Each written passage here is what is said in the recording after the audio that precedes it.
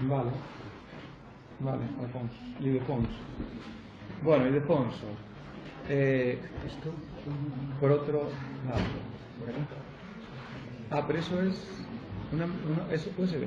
USB, sí. Sí, pues es por el... ¿Aquí quitaste? No, pero tiene que tener una... Ah, aquí, perdón, aquí. Bueno, Ildefonso, técnico del Banco de Tierras de Asturias, que funciona de forma bastante diferente al Banco de Tierras de Galicia y por lo que he conocido hasta ahora al Banco de Tierras de Bierzo, nos va a comentar la experiencia asturiana. Su título es, ¿cuál es su título? La gestión de tierras en otros territorios fragmentados. La gestión, el Banco de Tierras de Asturias.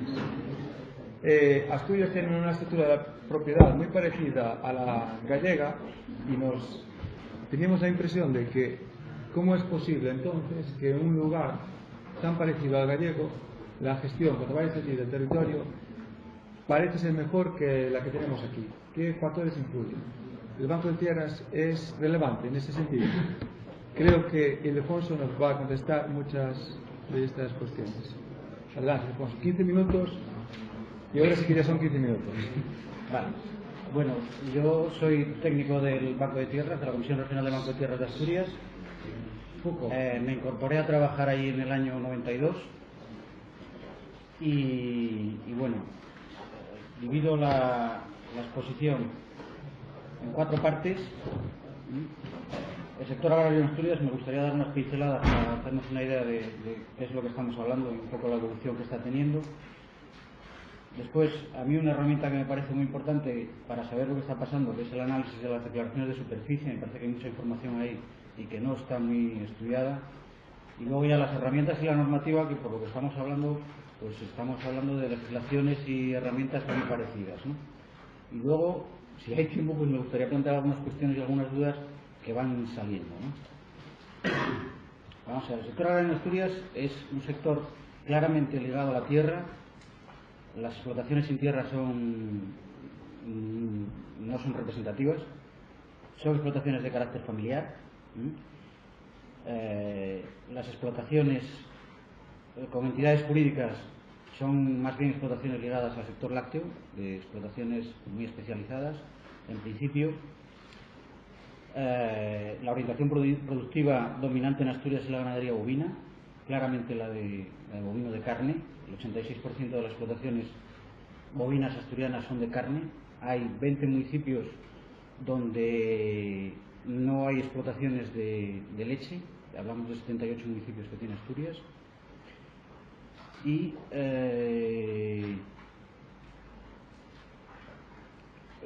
también me gustaría reseñar un poco la distribución geográfica de las explotaciones en la zona costera, sobre todo occidental y central. Está centrada la producción de leche, el 80% de la leche asturiana se produce ahí.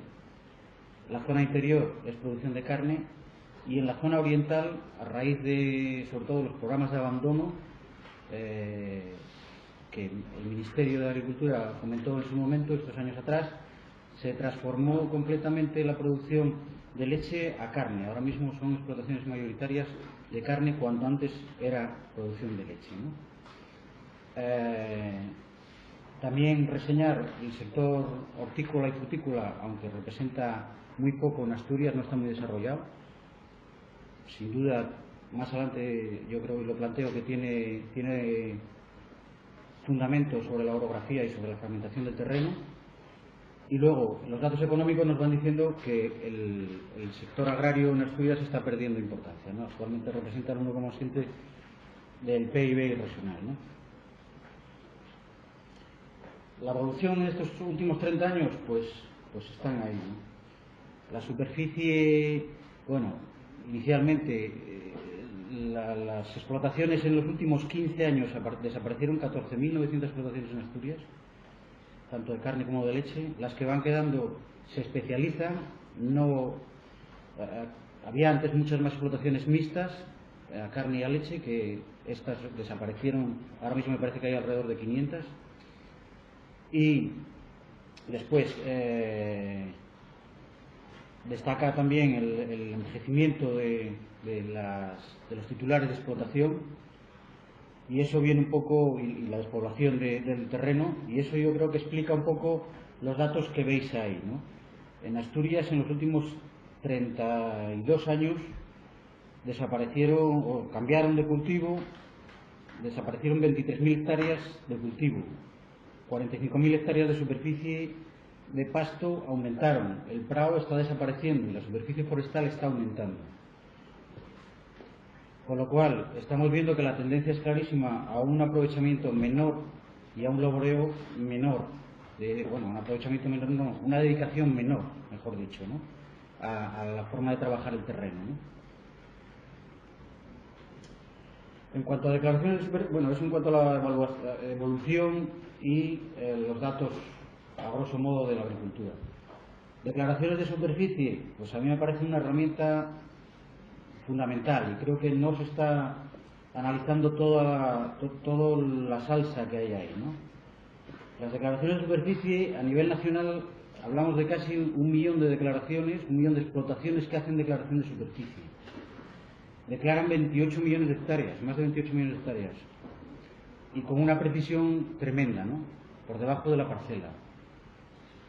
Con lo cual, esa información que año a año es una foto fija de lo que están haciendo las explotaciones, tenemos referencia de muchos años atrás, aunque fueron variando los criterios de la declaración y las formas de hacerlas, pero podemos tener una cantidad de información ahí de cómo se está moviendo, que es lo que estamos hablando, cómo se está moviendo el terreno, qué usos, si van cambiando los usos y si va cambiando quién la usa. En las declaraciones no se da información de quién es el propietario, no se dice si esta finca es titular de la explotación o es arrendada o cómo es. ¿Podría ser un paso mayores? Podría ser, pero bueno, de momento no es así. Lo que sí nos dice es si esa explotación está cambiando los usos de ese terreno o no, o ese terreno está cambiando de quién lo utiliza, o si se deja de utilizar.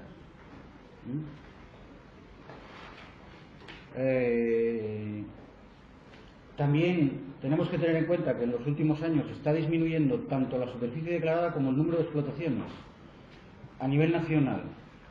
En regiones prácticamente, o comunidades autónomas prácticamente en todas. Me parece que hay 2 en las que aumenta.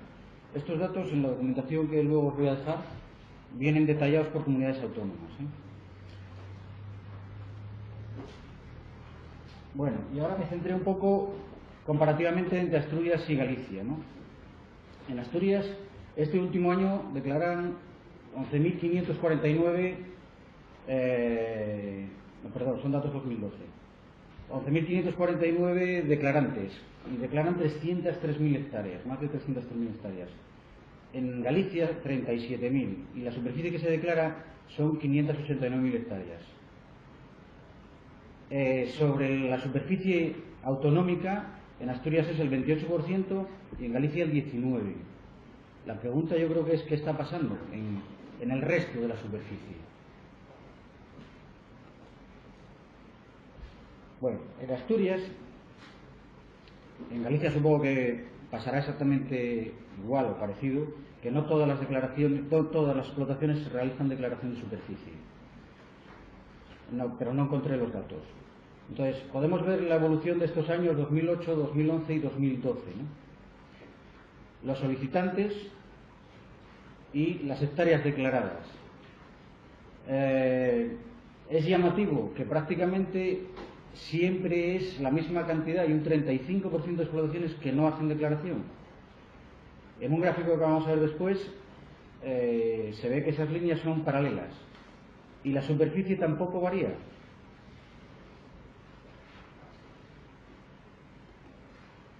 Ahí tenéis el gráfico, ¿no? Las explotaciones y los beneficiarios. Si veis, se acercan un poco entre los años 2004, 2005 y 2006. Nos podemos preguntar, ¿en esos años fueron los años en los que se introdujo el pago único? Parece que algo tuvo que ver, porque luego vuelven a ser paralelas otra vez. Bueno, y ahora vamos a un paso más, un análisis de la superficie en Asturias, de esa superficie, de ese 28%, ¿cómo se puede distribuir? La superficie total de Asturias es 1.060.000 hectáreas. Teóricamente, prácticamente la mitad, el 54% de la superficie sería superficie admisible. Sin embargo, solo se declaran 293.000. Estos son datos 2013. Disminuyó con relación al 2012. O sea, se declara el 50% de lo que teóricamente es admisible. Bueno, después el siguiente dato nos dice que hay 360.000 hectáreas de uso común, sin entrar en la valoración si es un monte proindiviso, comunal, vecinal, sino gente que se aprovecha comúnmente esa superficie. Solo se declaran 150.000 hectáreas de esas 360.000. En teoría, esas 150.000... No, perdón, solo se declaran 140.000. Con lo cual, quedarían teóricamente 150.000 admisibles que no se declaran de uso común. Sin embargo, se declaran 92% de uso común.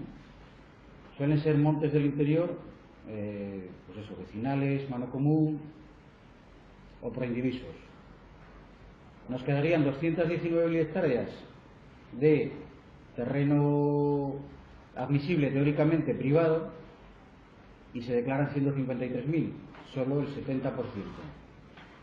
Con esa cuenta podemos estimar que hay 10.000 hectáreas, más de 10.000 hectáreas de uso común que no se están declarando y 65.000 de uso no común que tampoco se declaran y que tampoco sabemos, no tenemos información de qué está pasando con ella, ¿no?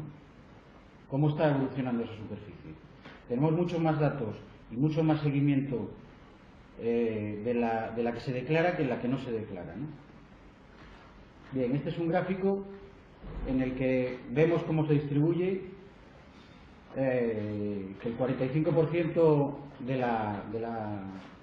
es no admisible y se declara prácticamente la mitad, un poquito más de la mitad de la que es admisible, ¿no? Bueno, y un pasito más, ya con vistas al nuevo periodo comunitario que se abre, se está negociando ahora mismo un poco lo del pago básico y siguiendo la normativa comunitaria que establece que quiere su objetivo es un pago básico igual por país. Ese sería, digamos, el punto que quiere la Unión Europea, porque desliga completamente su objetivo, que cada vez va a mayores, y ya lo planteó en la reforma anterior, es desligar producción de superficie. Entonces, regula un pago básico por el mantenimiento de la superficie, ¿no? En el reglamento 73/2009 de la Unión Europea les dice a los países: tienes que mantener la superficie agraria útil y tienes que estar especialmente atento a la superficie agraria útil que no se declara, que no está en producción, en teoría. Esa sobre todo es la que tienes que mirar, ¿no? Entonces, aquí tenéis ordenado por comunidades autónomas tanto las percepciones medias de cada uno de explotaciones y luego los valores de los derechos de pago único de las comunidades autónomas. Y en medio está con la flecha la media nacional, ¿no? Quien menos percibe es Asturias y quien más percibe es Andalucía por hectárea, ¿vale? En Galicia tenéis, cobra prácticamente 100 y poco euros más que Asturias por hectárea, ¿no? También tiene más variación de cultivos, está el viñedo y están otros cultivos hortícolas más desarrollados aquí que en Asturias, ¿no?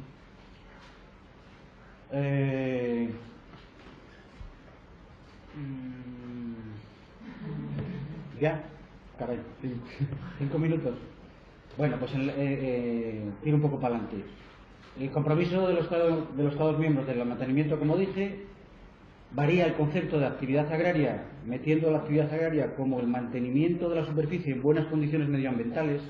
Ese es un cambio fundamental que yo creo que hoy, sobre todo en la mesa, se está hablando mucho de producción, de meter terrenos en producción.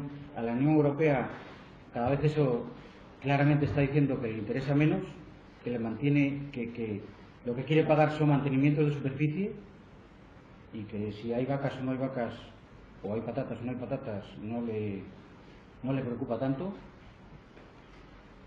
Quiere regionalizar los importes. El Ministerio está negociando ahora mismo de dividir España en regiones agrológicamente iguales, que hay exactamente 316 regiones en España. Galicia, creo recordar que tiene 15 y Asturias tiene 10. Y quieren mantener los derechos históricos de lo que se cobraba en cada zona, lo cual quiere mantener o establece un número mínimo de hectáreas o máximo de hectáreas a declarar en Asturias con derecho a pago, que son 22.400.000 hectáreas. Eso, a mi entender, es intentar dejar las cosas muy parecidas a como están, con todos los problemas que ello puede tener. Bueno, dejo ahí eso. Herramientas, la verdad es que yo entiendo que son bastante parecidas. Os pongo aquí la normativa. La Ley 489 de Ordenación y Desarrollo Agrario es donde se establece la concentración parcelaria. La expropiación abre la puerta también a la expropiación de uso y de dominio de fincas abandonadas. Se crea el Banco de Tierras en ese momento, en el año 89. Se mantiene la posibilidad de un impuesto sobre fincas y explotaciones agrarias infrautilizadas, y después abre la puerta a aprovechamientos de montes comunales y vecinales en mano común, firmando convenios con la administración de aprovechamientos de esos montes, ¿no? Estos son los datos de la intensidad con la que se está haciendo la concentración parcelaria en Asturias, tanto pública como privada. La privada fundamentalmente está yendo a superficies forestales, pública ya empieza a hacerse alguna forestal. Luego, el otro decreto, el 8492, establece las unidades mínimas de cultivo, que divide los municipios asturianos sobre todo por orografía y por la intensidad o la facilidad de cultivo. Y esto, evidentemente, entronca un poco también con la movilidad, facilidad de mover o no mover las fincas, ¿no? Bueno, después, en el decreto de las concentraciones privadas, termino ya, no te preocupes, enseguida, tenemos un programa que está gestionando desde el Banco de Tierras, la permuta de fincas, en el cual gestionamos 162 expedientes con esas parcelas y esa superficie. Yo creo que este programa habría que relanzarlo, que no tiene mucha publicidad. En él nosotros les pagamos todos los gastos de registro y escritura de las parcelas. Exigimos que uno de los dos que permuta sea agricultor. Esta a lo mejor es una herramienta que aquí no se está utilizando, no lo sé, pero allí funciona. Cuestiones. Evidentemente, la pregunta que se planteaba aquí en el objetivo, ¿representa un problema para la gestión del terreno la estructura de la propiedad? Pues sí, condiciona el manejo de la superficie. Yo aquí traía datos de una explotación grande de leche que declara 131 parcelas. Evidentemente, eso es un problema, sin duda, para este señor o esta sociedad que gestiona esa explotación, ¿no? ¿Cómo medir la eficiencia de esa explotación? Creo que este es un problema general en la cornisa cantábrica, y luego a mí me parece que con todos los medios mecánicos y la forma de producir que se tiene en las explotaciones estamos encajando lo que plantea una agricultura del siglo XXI con una estructura del siglo XVIII. Evidentemente choca.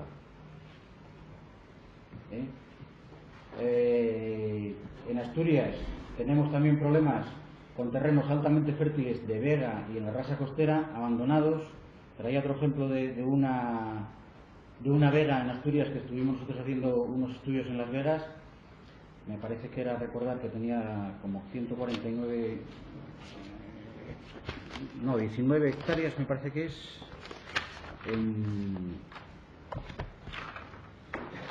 no sé cuántas fincas, vamos, que no tiene, a ver si aparece por ahí.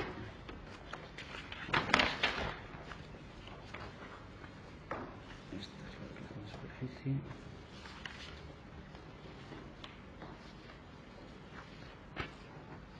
Bueno,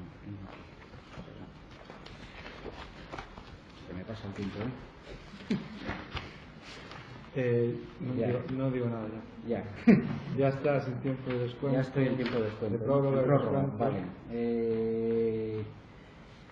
Lo tenía aquí. Vamos a ver. Son 19,28 hectáreas divididas en 109 parcelas. El 30% no llega a 1000 metros cuadrados, ¿no? Esos terrenos, desde luego, es muy difícil aprovecharlos, ¿no? Eso sin duda condiciona la evolución de estos terrenos altamente fértiles de la producción hortícola y frutícola, ¿no? La relación entre el abandono de la tierra y el aumento de riesgo de incendios es clarísima y desgraciadamente la sufrimos, ¿no? Aparte de la biodiversidad y el perder paisaje, que yo creo que lo del perder paisaje hay que remarcarlo por el tema que planteaba de que Europa está mirando mucho ese tema, ¿no? Y bueno, ya estas ideas nada más, dejaroslas ahí. El tamaño de las explotaciones fragmentadas del agua superficial condiciona el manejo de la superficie. En explotaciones de leche, como estaba comentándonos, el manejo es completamente distinto. Yo creo que ahí perdemos competitividad la cornisa cantábrica con relación a otras regiones españolas. Y después habría que preguntarse en qué medida influye ligar las ayudas de la PAC a la superficie en los precios de arrendamientos. ¿Qué va a pasar ahora también con el coeficiente de admisibilidad de pastos? ¿Cómo va a influir eso en que se abandonen unas tierras u otras? Y nada más, así. Vale, pues muchas gracias, Ildefonso. Me quedo con la frase: agricultura del siglo XXI con la estructura del siglo XIX. 18. Bueno, 18 y 19 probablemente era la misma. Y al mismo tiempo tenemos que eso significa una dificultad para la gestión, según has dicho, y al mismo tiempo tenemos, o cada vez más, la actividad agrícola o la fase de actividad va a estar más ligada al cuidado del paisaje. ¿Cómo esa estructura de propiedad puede impedirnos, a lo mejor, gestionar el paisaje en el futuro, según los desarrollos de la PAC que está tomando últimamente? Vale, pues muchas gracias.